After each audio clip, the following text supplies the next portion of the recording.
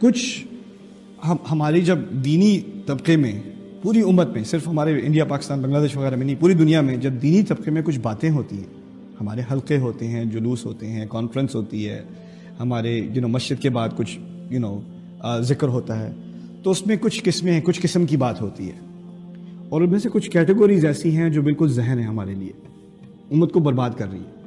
اس میں سے ایک دو میں آپ کے سامنے رکھ دوں۔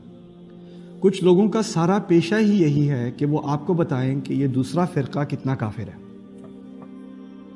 اس کی ساری توانائی، اس کی ساری تحقیق اس بات میں نکل گئی کہ وہ آدمی کتنا کافر ہے، وہ لوگ کتنے خراب ہیں، اور وہ کیسے جہنمی ہیں، ان سے دور رہو۔ کسی دوسرے مسلمان گروہ کے بارے میں اس نے کوئی اچھی بات آپ کو بتانی ہی نہیں، اس کا ٹائم ہی نہیں ہے، اس کا سارا ٹائم لگا ہوا ہے آپ کو اس کے بارے میں وارننگ دینے میں۔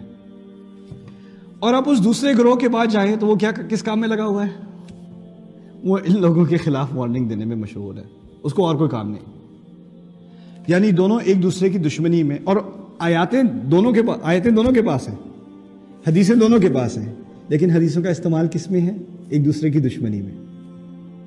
یعنی یہ حدیثیں اور یہ آیتیں ہمیں ان کی خدمت کرنی تھی، ہمیں ان کے نیچے ہمیں پڑھنا تھا، ان کی حکمت سے ہمیں اخذ کرنا تھا، لیکن اب یہ آیات اور یہ حدیث ہماری دشمنی میں، ہماری خدمت میں استعمال کی جا رہی ہیں۔ یہ زہر ہے، یہ امت کے لیے زہر ہے۔ اگر آپ اس میں سے کسی قسم کے حلقے میں بیٹھے ہوں اور کسی اور کے بارے میں بات ہو رہی ہو تو آپ اپنے آپ کو فارغ کر کے کہیں اور آپ جا کے سو جائیں، آپ کا وقت زیادہ استعمال ہوگا، بہتر اگر آپ سو رہے ہوں گے، ٹھیک ہے نا؟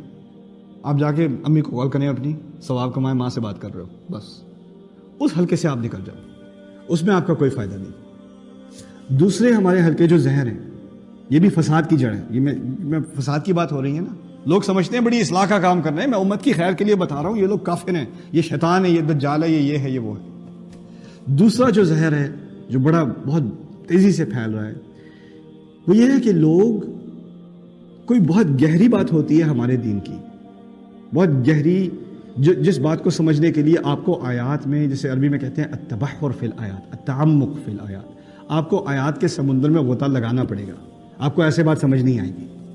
افلا یتدبرون القرآن، وہ قرآن پر گہرا تدبر کیوں نہیں کرتے کیوں نہیں؟ کچھ ایسی باتیں ہیں جو صرف ایک دفعہ کرنے سے سمجھ نہیں آتی، اس میں بہت تدبر کی ضرورت ہے، بہت سوچنے کی ضرورت ہے، اور اس میں سے غلط نتیجہ نکالنا بڑا خطرناک ہے۔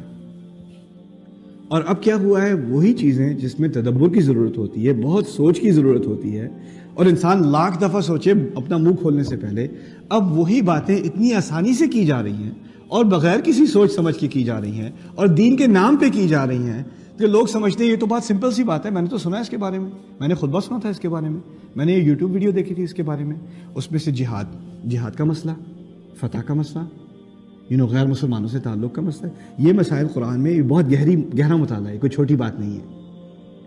جو تمام انبیاء کا کریئر ہے جو قرآن میں ریکارڈ ہوا ہے، جو اپنے نبی کا صلی اللہ علیہ وسلم مکے والوں کے ساتھ جو ان کے معاملات ہیں، جو مدینے والوں کے ساتھ معاملات ہیں، اگر آپ کے سامنے اس کی بہت گہری تصویر نہیں ہے تو آپ کو یہ نہیں معلوم کہ یہ تعلق کیسا ہونا چاہیے۔ ہمارے ہاں بہت سمپل سی تصویر کھینچی ہوئی ہے کہ جو غیر مسلم ہیں وہ نجس ہیں، وہ گند ہیں، وہ پلید ہیں، ان کو تم ہاتھ نہیں لگا سکتے، وہ تمہیں سلام کریں تو ان کا جواب بھی مت دینا، تم دوسری طرف چلے جانا، اگر وہ مسجد میں آئے تو استغفر اللہ العظیم، تمہیں اسپیشل کلیننگ بلوانی پڑے گی۔ ہمارے یہ کہاں سے آئی افکار، یہ سوچ کہاں سے آئی؟ اس کا نہ دین سے تعلق، نہ قرآن سے تعلق۔ ایک دو باتیں کہیں سے سنائی، اس کو ہم نے آگے کر دیا، اور اس سے زہر پھیلتا ہے، نفرت پھیلتی ہے، اور جسے عربی میں کہتے ہیں سوء الفہم، غلط فہمی پھیلتی ہے دین کے بارے میں۔ ایک تو ہے غلط فہمی غیر مسلم کو، میں غلط فہمی کی بات کروں جو مسلمانوں کے ہاں پھیلی ہوئی ہے، یہ دوسرے قسم کا زہر ہے۔ تیسرا زہر، جو آخری زہر میں آپ کے سامنے پیش کر دوں آج، وہ یہ ہے کہ ہمارے دین میں کچھ چیزیں ہیں پرائیورٹی، عربی میں کہتے ہیں الاولویہ، جو چیز پہلے ہو، سب سے اہم پہلے، اس کے بعد اس سے کم اہم، اس سے بعد اس سے کم اہم، اس سے بعد اس سے کم اہم۔ جب سے ٹاپ کی چیز ہے نا، اس کے بارے میں سب سے زیادہ بحث ہونی چاہیے، جو سب سے کم اہمیت کی ہے اس کے بارے میں سب سے کم بحث ہونی چاہیے۔ اصل میں یہی تو عدل کا تقاضا ہے کہ اگر آپ کہیں کام کرتے ہیں اور آپ کا باس آپ سے کہے یہ سب سے اہم کام ہے، اس کو پہلے ختم کرو، اور جب تمہیں ٹائم ملے تو یہ دوسرا کام بھی کر لینا، اور آپ دوسرے کام میں لگ جائیں پہلا کام کیے بغیر، تو آپ کا باس آپ سے خفا نہیں ہوگا، آپ کو فائر نہیں کرے گا، تمہیں کام نہیں کرنا آتا، تمہیں میں نے کہا تھا وہ پرائیورٹی ہے تمہاری۔ ہمارے دین میں پرائیورٹی کس چیز کی ہے، یعنی کس چیز کی اہمیت زیادہ ہے اور بنسبت کس چیز کی اہمیت کم ہے، یہ چیز سمجھنے کی ضرورت ہے کہ تمام چیزیں ہمارے دین میں ایک اہمیت کی نہیں ہے، ہر چیز ایک اہمیت کی نہیں ہے۔ میں یہ نہیں کہہ رہا کوئی چیز غیر اہم ہے، سب چیزیں اہم ہیں، لیکن اہمیت میں بھی ایک پرائیورٹی ہوتی ہے۔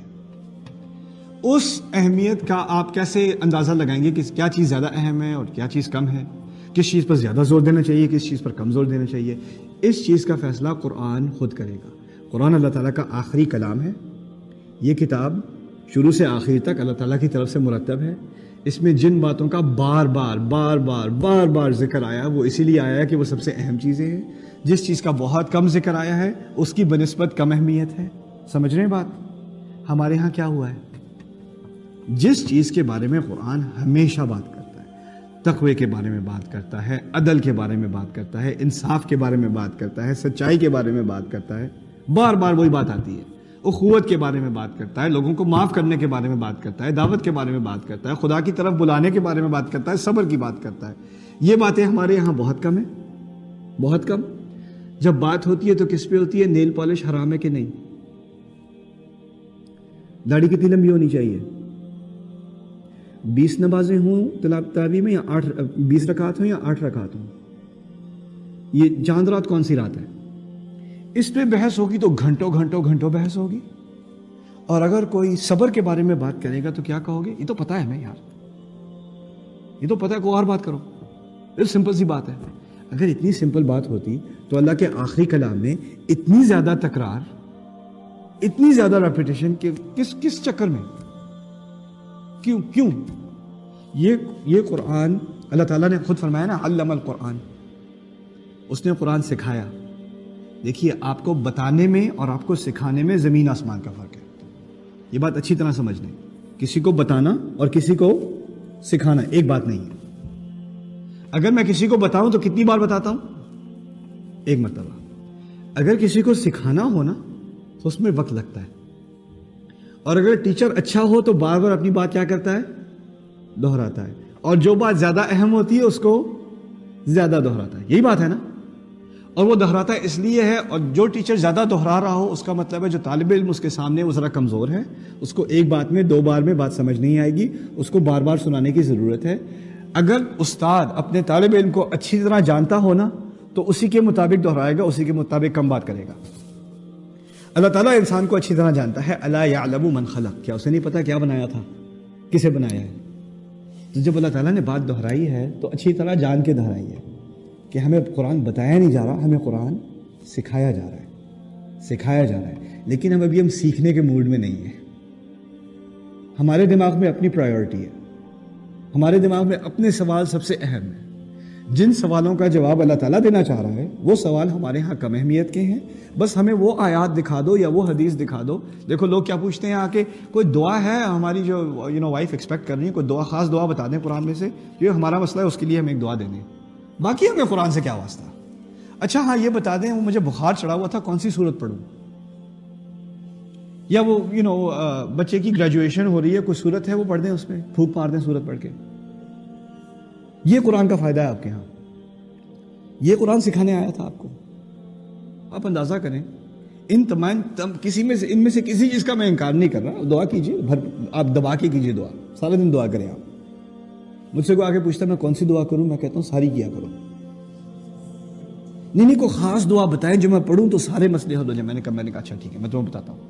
تمہاری دعا، تمہیں عربی آتی ہے؟ نہیں عربی نہیں آتی۔ اچھا تم ایسا کرو، تم دعا اردو میں کرو اور صاف دل سے کرو۔ اللہ تعالیٰ کو اردو آتی ہے، اللہ تعالیٰ کو تمہاری سمجھ آ جائے گی۔ اسے کوئی خاص کلمات جو مسنون دعائیں ہیں، ان کی بڑی اہمیت ہے، بڑی قدر ہے، لیکن اگر یہ دعائیں صرف رٹا کر کے تم نے ایسے ہی سنا دی اور تمہارے دل میں سے کچھ بھی نہیں گزرا، ان کا کوئی فائدہ نہیں، ان کا کوئی فائدہ نہیں۔ اصل مقصد انسان کا اللہ تعالیٰ کے ساتھ دل کا لگاؤ ہے۔ جب وہ نہیں ہے تو اور کیا ہے؟